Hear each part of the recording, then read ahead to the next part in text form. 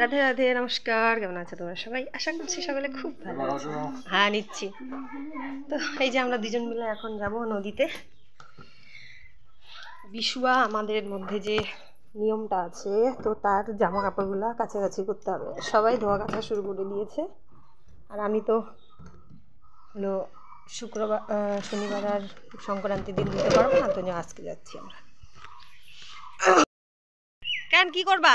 একটা বস্তা আনতে বলছে, তো সেটা আনতে যাবো এখন বাড়িতে। এগুলো কাপড় নিয়ে যাচ্ছি, কাপড়গুলো রাখার সুবিধা হবে।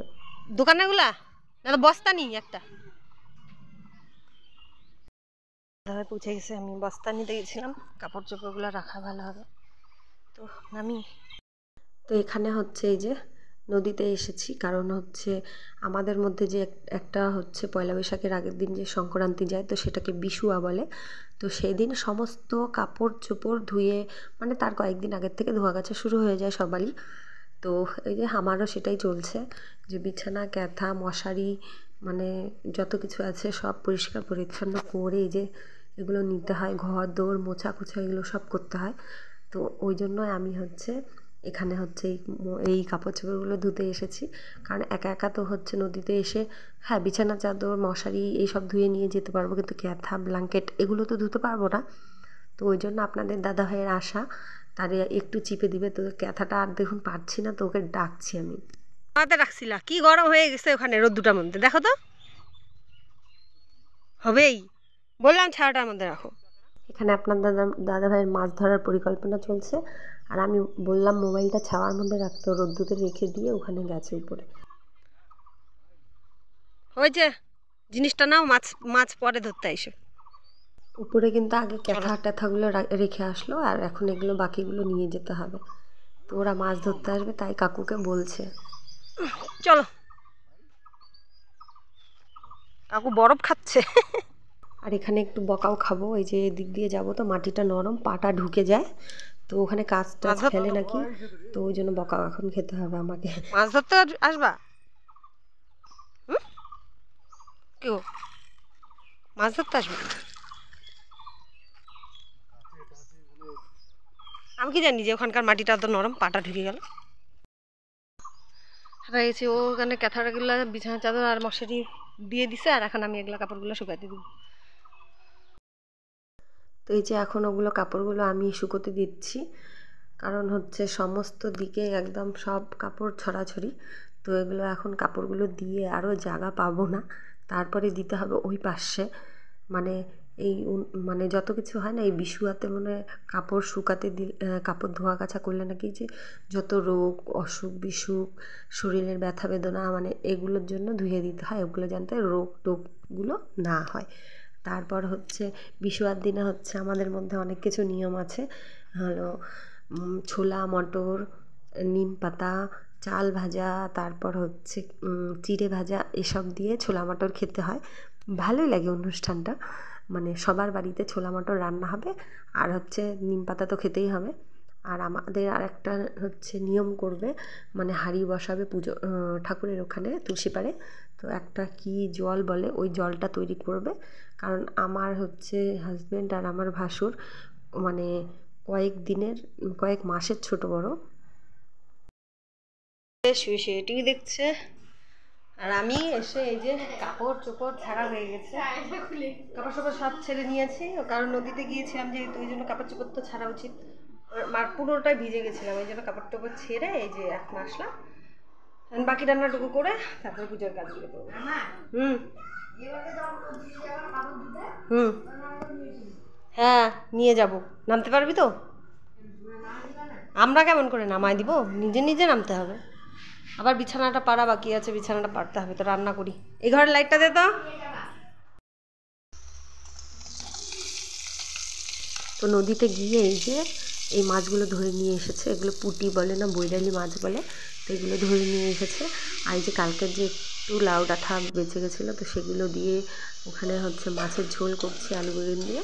আর এই মাছগুলো তো আজকে যে এখন মানে টেস্ট করে আসলো, ধরে আসলো যে মাছ ওঠে কিনা, তো ওগুলো জাল আর একটু বড় কিনতে হবে, মানে এটা অন্য লোকের জাল নিয়ে এসে এই মাছটা ধরলো।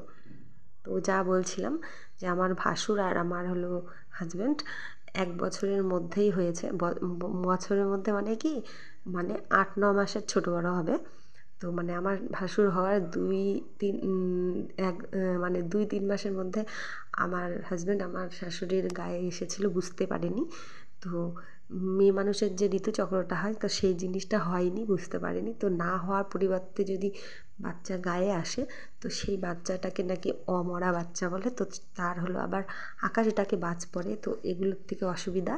তো ওই জন্য আমার হাজব্যান্ডের জন্য আর আমার শ্বশুরমশাইয়ের আবার ওরকমই বাচ্চা, তো ওই জন্য এগুলো নিয়ম করতে হয়। তো যাই হোক, এখন এই যে নিয়মগুলো আমাকে শিখতে হবে, আর আমার হাজব্যান্ডের জন্য। আর এখন দেখুন দুপুরবেলা কিন্তু আর আপনাদের সাথে কোনো কিছু শেয়ার করিনি, খাওয়া দাওয়া হয়ে গেছে, এটা একদম রাত্রিবেলা, মানে প্রায় এখন 9টা, 8:30, 9টা বাজতে চললো। তো এখন বিছানার চাদরটা পেরে নিচ্ছি। ছেলে এমনি গড়াগড়ি করছিল, সবাই দিনের বেলা এভাবে গড়াগড়ি করা হয়ে গেছে। তো এখন বিছানার চাদর মাদরগুলো পেরে নিচ্ছি, শুতে তো হবে, পারতে তো হবে। আর দেখুন আমার ছেলে এক হাত দিয়েই শুধু নাড়াচাড়া করে, ডান হাতটা খুব কম নাড়ায় এখন। এখন মানে ওর না বাঁ হাতটা পুরো অভ্যাসে পরিণত হয়ে গেছে। আর ডান হাতটা তো নড়ায় মানে কি বলুন তো, হচ্ছে আঙুলগুলো ঠিক করে এখনও অতটা নড়াতে পারে না। হাতটা তো নড়াচড়া করাতে পারে, কিন্তু আঙুলগুলো দিয়ে যে কিছু ধরবে, সেই জিনিসটা এখনও সেই শক্ত মতন করে ধরতে পারে না। তো ওর জন্য ভাবছি যে কেমন করে ও অতটা সুস্থ হয়ে উঠবে, ভালো হয়ে উঠবে। কারণ ডাক্তার বলেছে যে সময় লাগবে ভালো হতে। আর অপারেশনটা করানো হয়ে গেছে, এখনও আমাদের চেক আপ করানো হয়নি ওর। কারণ টাকা পয়সার সমস্যা, এখন গরিব মানুষ কোথায় থেকে অত টাকা জোগাড় করব। আমি তো হচ্ছে মানে কৃষক মানুষ, বলতে গেলে হচ্ছে কৃষক পরিবারের লোকজন।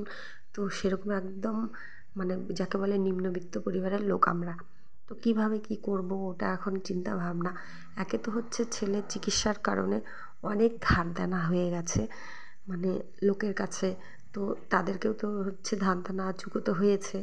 তো এখন নিজেরা তো না দিতে পারলে মানে একটা অন্যরকম দেখায়। কত আর শ্বশুরমশাইয়ের থেকে নেওয়া যায়। তো তিনি তার সাধ্য মতন চেষ্টা করেছে। তো এখন আমাদেরকে করতে হবে এই মানে চেক আপের ব্যবস্থাটা। কিন্তু চেক আপ করাতে গেলেও তো প্রায় 1,00,000 টাকার দরকার। তো সেই 1,00,000 টাকা জোগাড় করতে গেলেও আমরা এখন মানে দিন আনা দিন খাওয়া, তো আমরা সেই জিনিসটা কোথায় পাবো? তো তার ব্যবস্থা করতে হবে। এই জন্য আমি তোমাদের কাছে বলছি, আমার ব্লগগুলো তোমরা একদম সম্পূর্ণ ভালো করে দেখো। আর কোথাও যদি ভালো লেগে থাকে, অবশ্যই তোমরা লাইক, শেয়ার, সাবস্ক্রাইব করো আমার চ্যানেলটা, তাতেই আমার হবে। আর আমার চ্যানেলটি আপনারা আপনাদের পরিবার পরিজনের সাথে একটু শেয়ার করে দেবেন, তারাও যেন বেশি বেশি করে দেখে। আমার ওয়াচ টাইমগুলো যেন কমপ্লিট হয়ে যায়, সাবস্ক্রাইব কমপ্লিট হয়ে যায়, তাহলেই একটু আমার হেল্প হবে। এমনটা না যে আপনারা হচ্ছে অন্য কিছু করে আমি আপনাদের কাছে চাচ্ছি, কিন্তু আপনারা আমার চ্যানেলটা সাবস্ক্রাইব করে ফুল ভিডিওগুলো ওয়াচ করুন, তাহলেই আমার হেল্প হয়ে যাবে। তাতেই আমি অনেক সন্তুষ্ট হব, যাতে আমার ছেলেটাকে আমি সারা জীবনের মতন একটু ভালো করে নিতে পারি। আর এই সমস্যাটা তো ওর এখন সারাটা জীবন রয়ে যাবে। ডাক্তার বলেছে বেশি চাপ নেওয়া যাবে না, আর অনেক কিছুই করা যাবে না। আর ওই জন্য পড়াশোনা অত বকাবকি করি না, চাপ দিই না। এখন নর্মাল সাধারণভাবেই আছে, কি করা যাবে। তো এখন ছেলে তো এই ঘরে এই যে বসে বসে এখানে টিভি দেখছে, আর হচ্ছে লাড্ডুতে লত্তি ঘোরাচ্ছে। আজকে তো রাত্রিবেলাটা এখানেই শেষ করে দিচ্ছি। পরের দিনের কী হয়েছে, যে পরের দিনও এই মানে ঘরগুলো মুছছি, ও ঘর ঝাড়লো আমার হাজব্যান্ড, আমি আর ও আজকেও নদীতে গিয়েছি। এই যে ঠাকুরের পর্দা, ঘরের পর্দা, জানালার পর্দা, ওই ঘরের বিছানার চাদর, 2টো ব্ল্যাঙ্কেট, এগুলো সব ধোয়া গাছা করে নিয়ে এসে, আর বাসি খাবার খেয়ে নদীতে গেছি, বাসি ভাত। তারপরে এসে এই তো স্নান ধ্যান করে আমি এইদিকে রান্না করছি। আর এই যে ঘরটা না ও মুছতে চাচ্ছিল, মানে ছেলে মুছবে। তো তারপরে আমি কী করলাম, না বাবা তোমাকে করতে হবে না, দাও আমি করি, এরকম বলে নিলাম। তো ও বলছে আমি কিন্তু বারান্দাটা মুছবো। আমি বললাম ঠিক আছে ঠিক আছে। তো তারপরে হচ্ছে মানে ও মুছেছে কিন্তু, হ্যাঁ মানে শুধু টেনেছে মুছেছে, পরে আমি আবার ভালো করে মুছে নিলাম। আর এখন এই যে বারান্দাটা মুছে নেব। তার বাদে ও তো মুছছে, ও কিন্তু মুছে নিয়েছে আগে বারান্দাটা, মানে যেমন তেমন করে, কিন্তু আমাকে তো ভালো করে মুছতে হবে। তো এই জন্য এখন আমি যে মোছা কোছাগুলো আজকে হয়ে গেল, সমস্ত কাজ কমপ্লিট।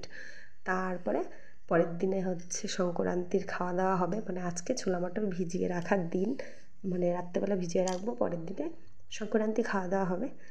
তো তোমাদের মধ্যে কীভাবে নিয়ম করে সেটা আমাদের সাথে শেয়ার করো। তো আজকের মতন আমি এখানেই রাখছি। আর আমার ছেলের জন্য যদি তোমরা আমার চ্যানেলটি সাবস্ক্রাইব করো, আমি অনেক উপকৃত হব। আজকের মতন সকলকে টাটা।